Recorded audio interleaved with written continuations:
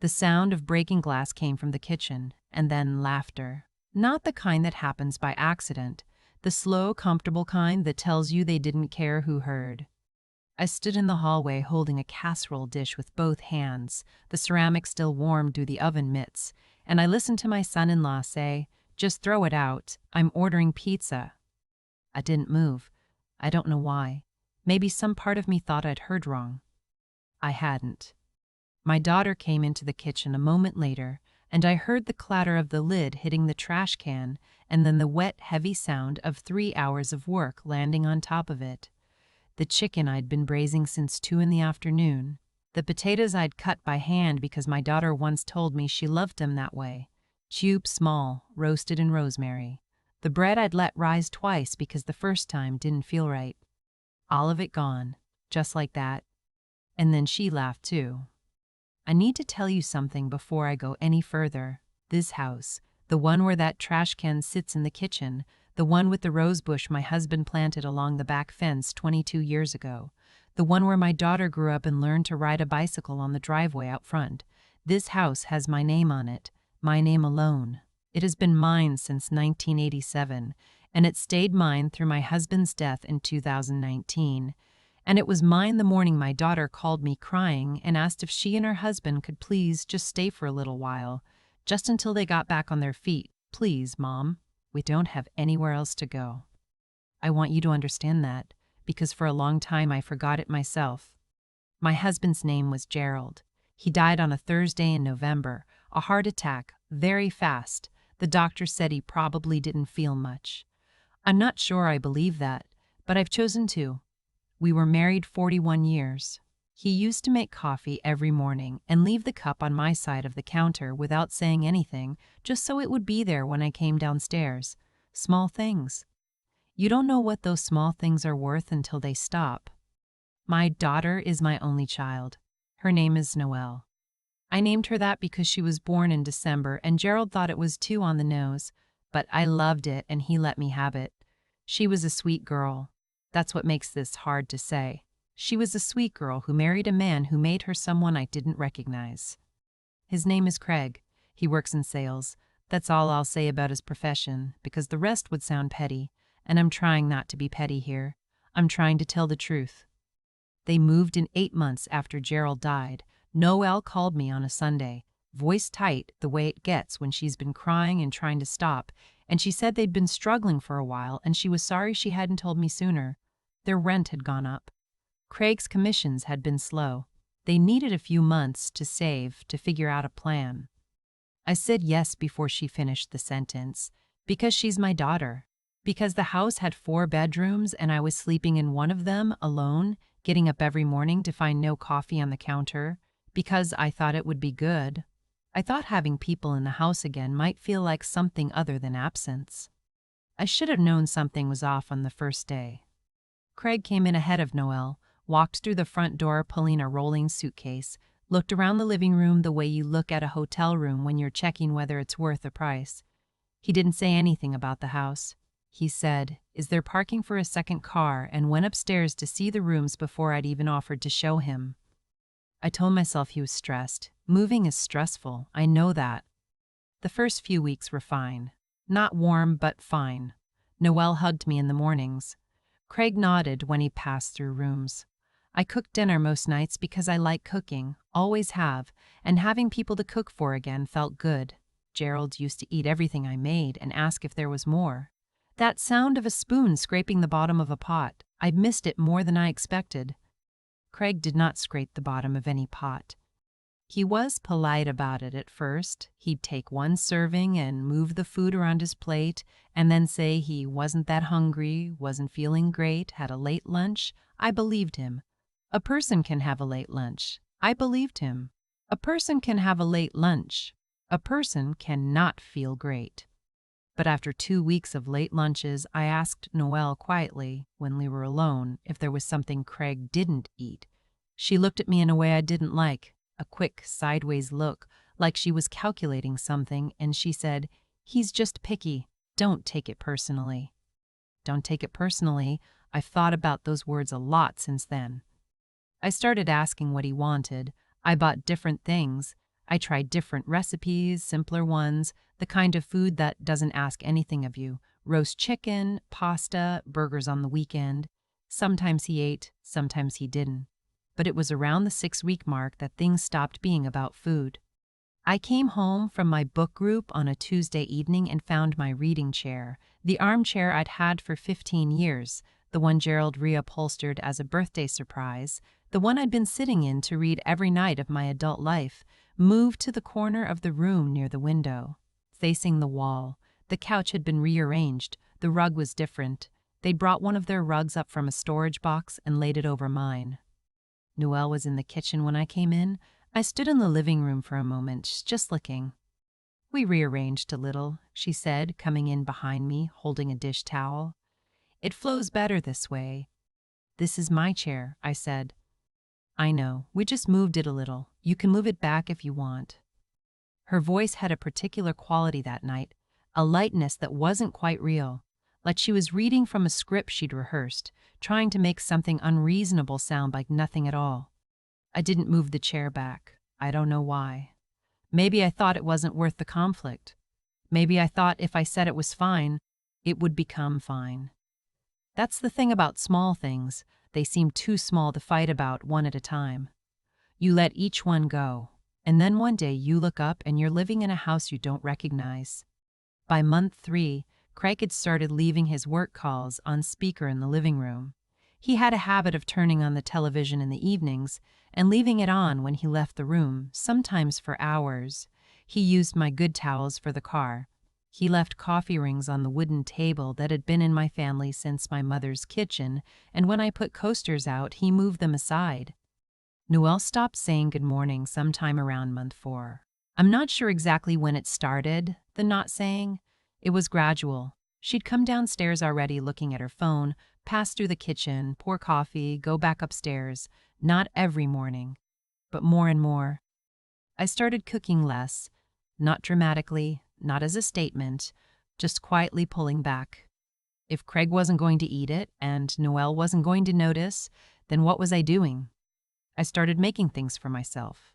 Soup, eggs in the morning, enough for one. It was around this time that I found some of my things in the hallway.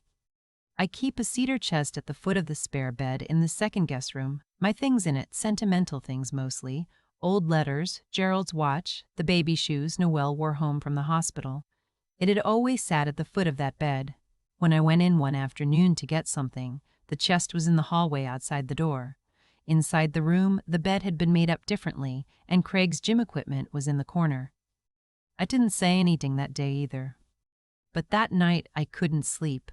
I lay in the dark of my room, in my house, in my bed, listening to the television downstairs.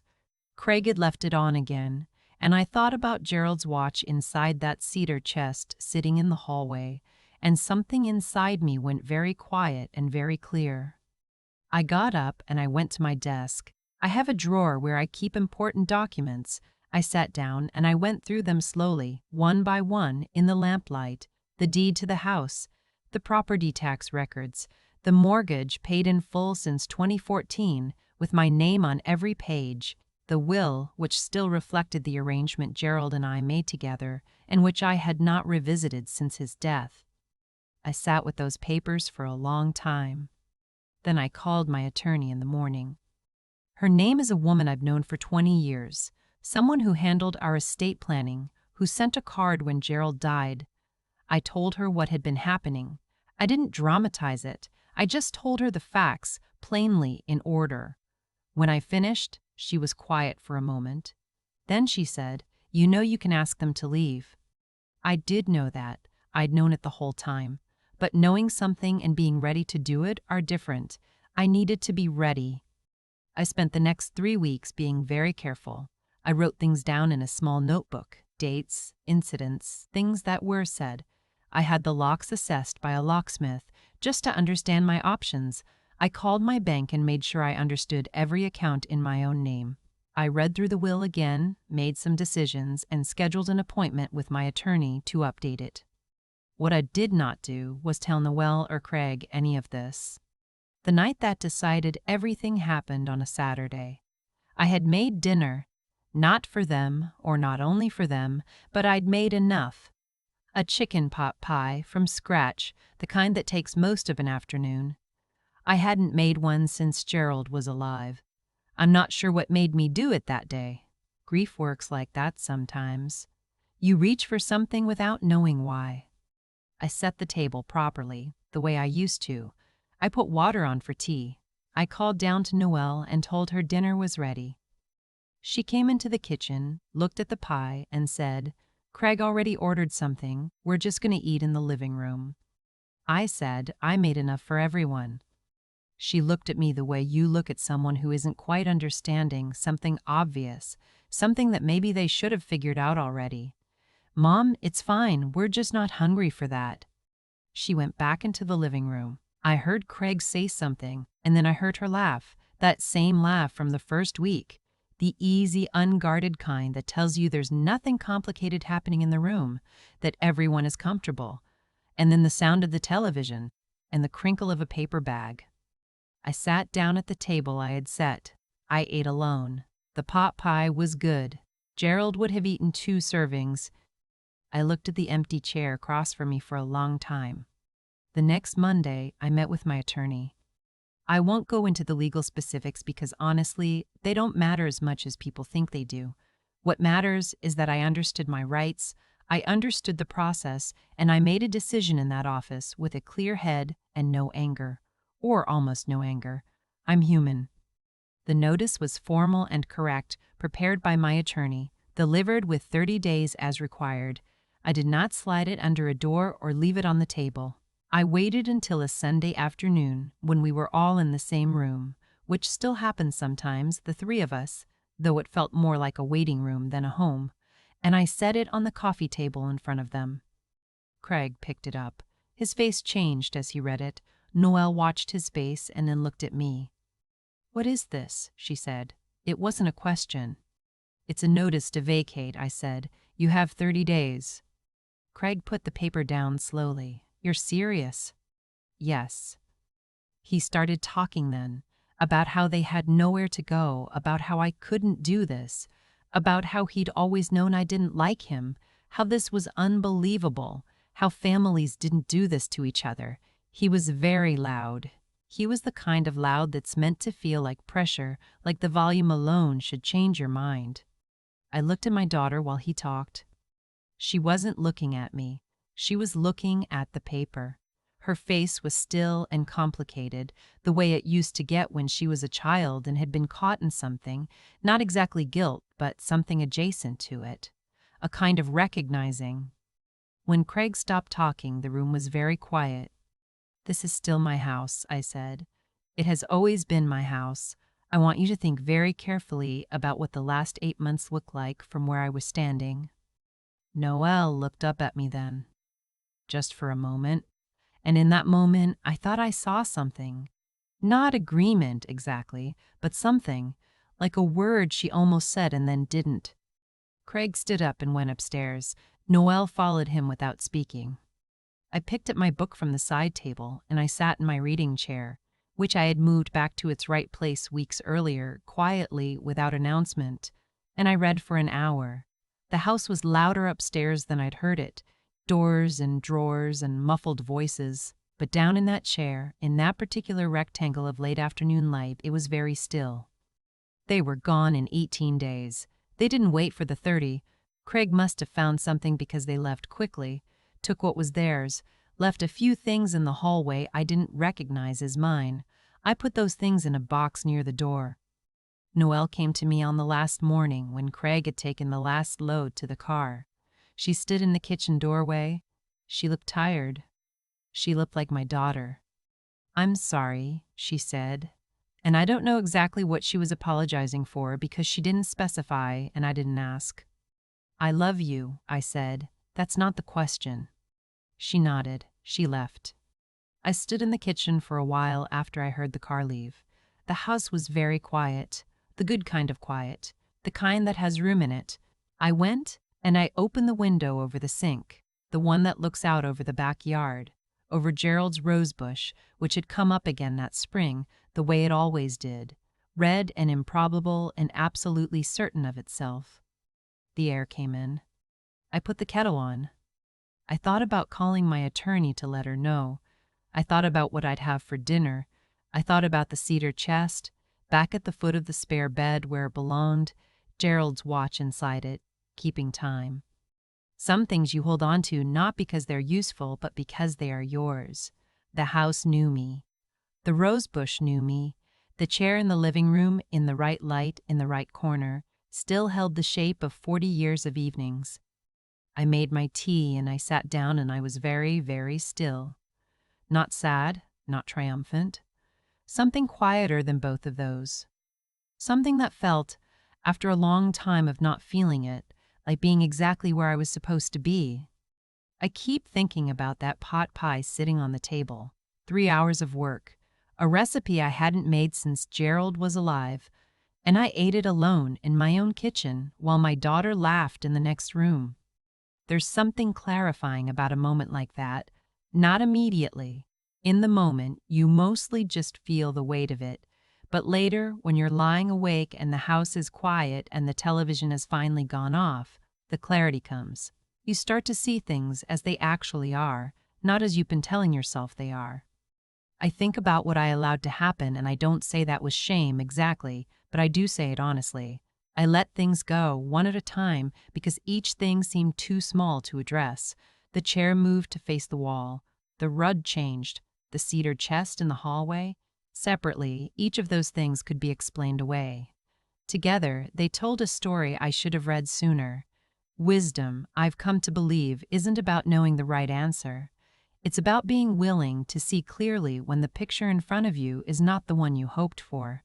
I was not ready to see it for a long time, and that was my part in what happened. But I also think about what I did once I was ready. I didn't yell. I didn't make a scene. I went to my desk in the middle of the night, and I read through documents with a clear head, and in the morning I made a phone call, and over the following weeks I made a plan.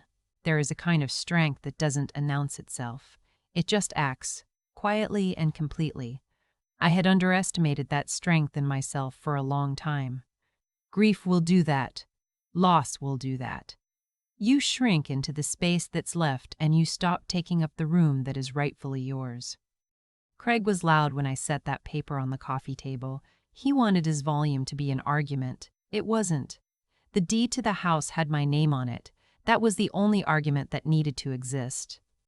What I want to say to anyone watching this who recognizes something in my story is this: the integrity you hold in hard moments, the choice to act with your conscience intact, rather than with cruelty or revenge, that is not weakness. That is the hardest thing. I could have done this differently. I could have been cold or bitter or loud. Instead, I sat in my chair and I read my book and I let the legal process do what it was designed to do. I slept that night. I want to believe that matters. And the perseverance, the getting up every morning in that house, making coffee for one, writing dates in a small notebook, waiting until I was truly ready. That wasn't passivity. It was patience with purpose. There's a difference, even when it doesn't feel like one from the inside. Noelle said she was sorry on the last morning, and I believe she meant it, or some version of it. I love her. That's still true. Love doesn't dissolve just because someone disappoints you. But love also cannot be the reason you disappear inside your own life. Gerald used to say that a house is just walls until the right person lives in it. I think about that sometimes when I sit in my chair in the late afternoon, in the light that comes through the window over the backyard, over his rose bush. The house knows me again. I know it. That is enough.